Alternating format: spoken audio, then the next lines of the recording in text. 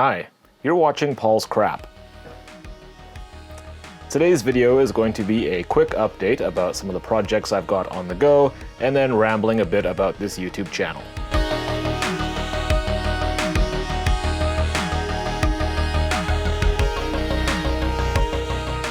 So starting off with one of the future projects I have, I've been looking at getting a ROM burner. So this is basically it's basically just a chip burner, and it has the PLCC32 type socket here, which happens to be the same type as the chips in this flash ROM that I bought on eBay. It's I think it's the GG Labs stick there.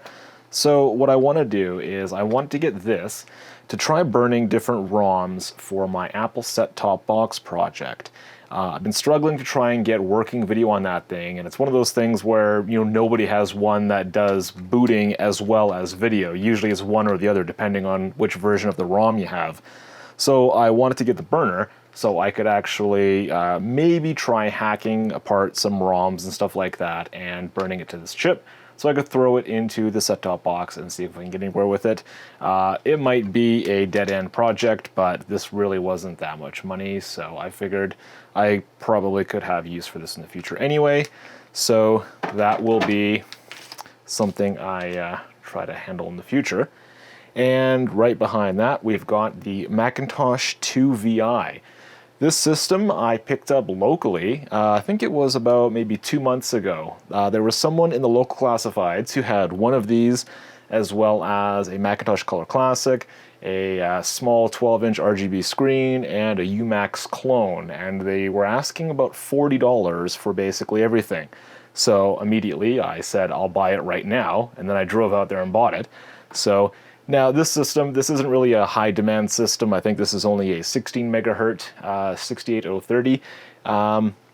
But this is the first of the 2 series that I've ever owned that's this design. So I think, yeah, I was happy to have this added to my collection, and having the Caddy CD-ROM drive is actually kind of neat too. Immediate plans for this thing are basically to recap it, clean it up, do all that stuff, and probably install System 7 Pro or something like that. Something I haven't tried yet on any of my other computers. But right above that, I do have a Macintosh 2 CI. I purchased this before the winter from a store called Disappearing down in Vancouver, British Columbia. And I wanted to get a 2 CI because I had one years ago running Apple AUX. And I wanted to get, I've already actually got a Quadra for my AUX stuff, but I want to get specifically another 2 CI, probably try some of the earlier versions of AUX on there.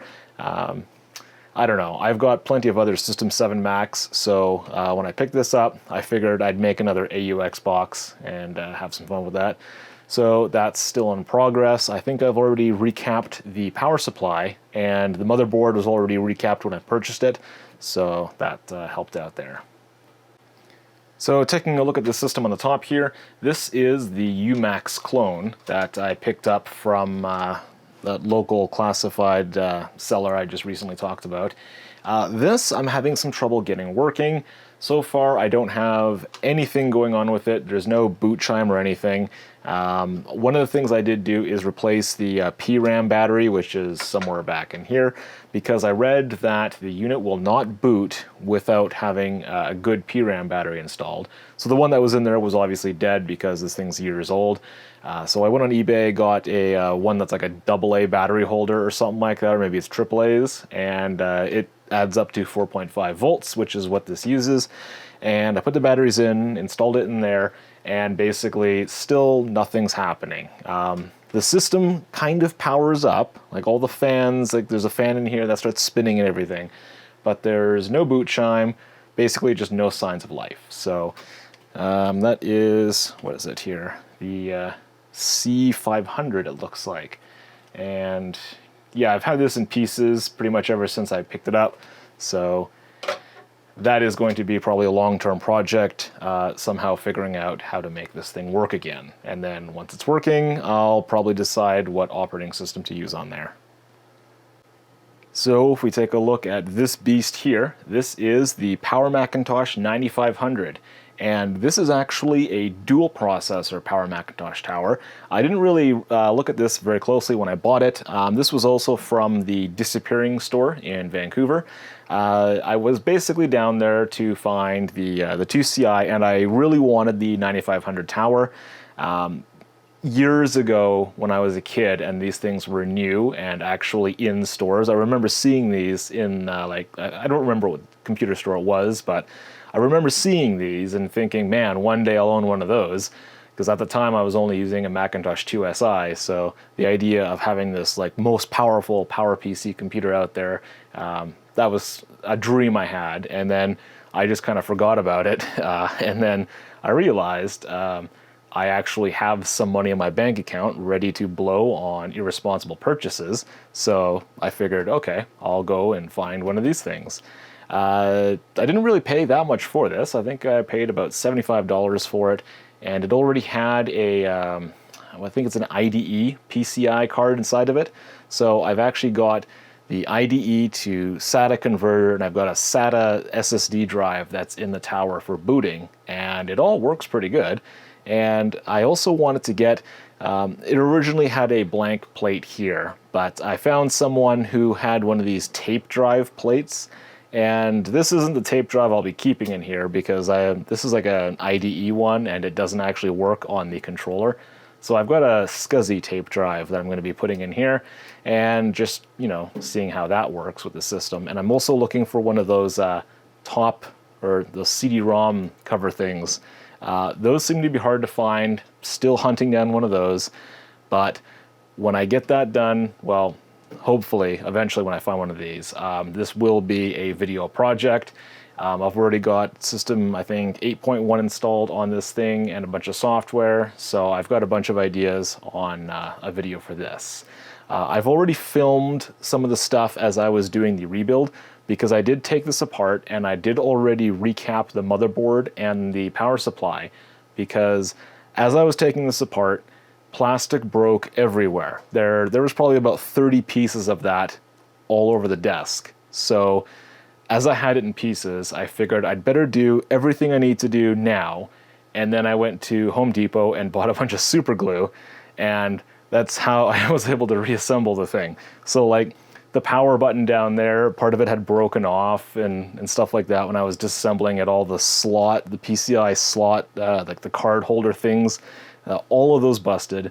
So this computer right now is probably like 25% super glue.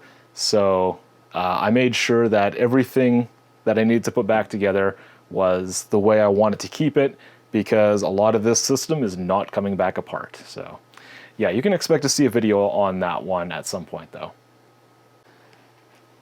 Now, if we look at what's on top of that tower, you might look at this and go, what on earth is this and why is it in this video? Well, one of the things I like to do is anything related to like electronics from the 80s and 90s or whatever. And this is some sort of like video mixer device. I found this at the local Value Village thrift store. I can't remember exactly. I think it was maybe $15. And I saw this thing, and it's got all of these inputs on it, right? Like composite, S-video, and stuff like that. And I thought that this could make a real interesting video project. So I picked this up, and I've got a video idea for this, but I have no idea when I'm going to have time to implement it. It will involve a vintage computer, so it will be kind of related to one of my hobbies there, but yeah, you can expect to see this in a video at some point. And actually, on that same note, that project is why I also picked up this piece of crap. This is a VHS-C camcorder, and this was also, I think, like $10 or $15 at the local Value Village. I have no intention of ever buying tapes for this thing or actually trying to use it, but what I wanted was a real old camcorder that did like 4:3 aspect video, something that had composite output that I could actually hook into that video mixer while I was doing some sort of video project. So that is quite literally the only reason I bought this camcorder. You'll see eventually when I actually get the video done. But yeah, I do have a specific idea I wanted for this, and I did not happen to own an old camcorder like this already. I think I threw them out over the years because why would you ever want one of these things, right? So yeah, unfortunately I had to go buy one for my one video project. But yeah, you can expect to see that at some point this year, preferably by the summer, I think, if I can get off my ass and do it. And the last thing I'm going to show off, this is a pure impulse buy. This was off eBay. What this is the Mitsubishi Amity. I think that's how it was intended to be pronounced. I have no idea. If you're not sure what this is, it is a tablet type of computer. And this actually runs Windows 95. So it's got like PC MCIA slots on there. There's a module that it came with that gave you some different ports, but it does also have a few things, like it's got a PS2 port down there. You can actually plug in like a monitor. I think I've got an adapter that has a VGA on there. But inside this, actually, the seller that I got this from had actually upgraded it, and there's a compact flash to IDE adapter, and that's already in here. And they also replaced the internal clock battery, which is something that this thing requires in order to turn on.